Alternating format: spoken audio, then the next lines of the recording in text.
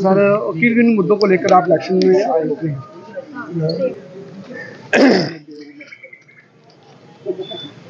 हम आज विधानसभा की इलेक्शन में उतरे हैं।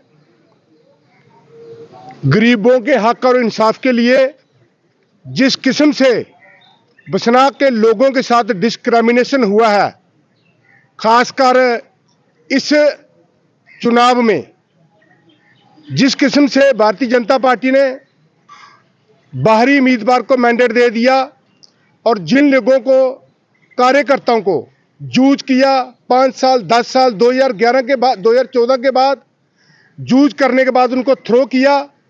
मैं उन लोगों को, हाई कमांड के लोगों को बताना चाहता हूं कि जब जम्मू कश्मीर की high command Bharatiya Janata party की सारी चुनाव लड़ रही है, प्रदेश का अध्यक्ष चुनाव लड़ रहा है, प्रदेश का महामंत्री चुनाव लड़ रहे हैं सारे, तो फिर जो कार्यकर्ता थे एक एक विधानसभा में 4 या 5 विधानसभा में एक एक कार्यकर्ता थे विधानसभा में जो टिकट की दावेदारी रखते थे, उनकी जगह कार्यकर्ताओं की गर्दनें काटकर टिकटें बेचकर बाहरी उम्मीदवारों को उतारा गया, जिसकी वजह से आज हम ऐलान जंग में कूदे हैं। बनसाक के लोगों को इंसाफ देने के हक में लड़ाई लड़ेंगे, युद्ध लड़ेंगे, क्योंकि जहां पे बाहरी उम्मीदवार कोई विधायक बन के जाएगा नहीं। सर, ये हमारा चैलेंज होगा। बीजेपी का नारा क्या है? जो बीजेपी का नारा था, सबका साथ सबका विकास, ये जो नारे थे, ये बाद में अमित शाह जी बोलते हैं, जो सारे जुमले होते हैं, कोई सच्चाई का नारा नहीं था उनका।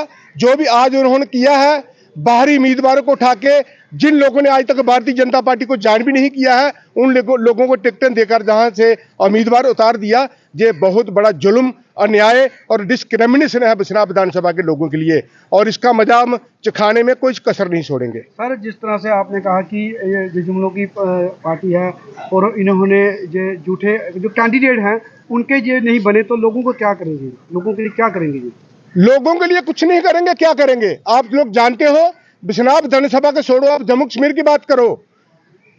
70 साल की सरकारें जो जम्मू कश्मीर के अंदर रही हैं, चाहे किसी भी पार्टी की रही हैं, क्या आज जहां पे स्मार्ट मीटर लगे थे, क्या बिजली के बिलों के बारे में किसी की हिरासमेंट हुई थी? आजकल आज तक जहां पे हमारी प्रॉपर्टी, हमारी जायदाद, उस पर प्रॉपर्टी टैक्स लगे थे।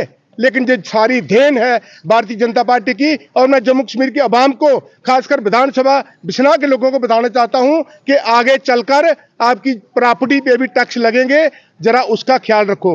जिस किस्म से लोगों की गर्दनें काटी जा रही हैं, लोगों के साथ अन्याय हो रहे हैं, मैं एक बार और बताना चाहता हूं कि जो लोग 30 साल से झूठ बोलकर बिश्नाह विधानसभा के खजाने लूटने का काम कर रहे हैं, उनको मेरा चैलेंज है, उनको चैलेंज मेरा। म्युनिसिपैलिटियों के चेयरमैन नहीं बोलने वाले नील लोगों को चेयरमैन बनाया म्युनिसिपैलिटियों के, म्युनिसिपैलिटियां लूटी, फिर बीडीसी डीडीसीयां लूटी। आज वो लोग चाहते हैं कि बिश्नाह विधानसभा से हम वो एमएलए बनाए जिसके गले में पट्टा डाल के घुमाएंगे, लेकिन जो पट्टा डाल के घुमाने वाले नहीं लोग थे, उन लोगों को इग्नोर किया गया, उन लोगों को अवॉइड किया गया, जिसकी वजह से आज मैं बिश्नाह विधानसभा के लोगों से अपील करूंगा कि अगर बिश्नाह के लोगों का, अपने नौजवान लोगों का, किसानों का भविष्य चाहते हो, तो भारतीय जनता पार्टी तो वोट मत करना। ये मेरा चैलेंज होगा। तो इसके लिए हम बिश्नाह विधानसभा में लड़ाई लड़ेंगे, युद्ध लड़ेंगे, चाहे दंड भेद भाव कोई भी प्रयास करना पड़ा हमें।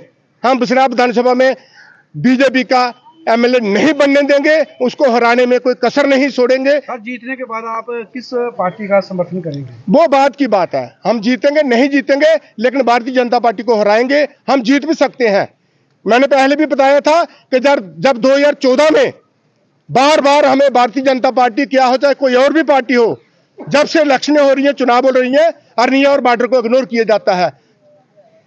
ये दूसरी बार जो है बीजेपी ने इग्नोर किया अरनिया और बॉर्डर के लोगों को। पिछली बार भी जो टिकट है बिश्नाह से दे दी, फिर उसके बाद अरनिया और बार्डर ने अपनी ताकत का अंदाजा करवाया और मोदी लहर में उस समय नलायक लोग भी एमएलए बने थे। मोदी लहर में बीजेपी का विधायक, बीजेपी का एमएलए, बीजेपी का कैंडिडेट को हरा के तो अरनिया और बार्डर के लोगों ने नेशनल कॉन्फ्रेंस का उम्मीदवार जिता के जम्मू कश्मीर में असेंबली में भेजा था। ये अरनिया और बार्डर के लोगों की कार्यकरनी है और उनकी काबिलियत है।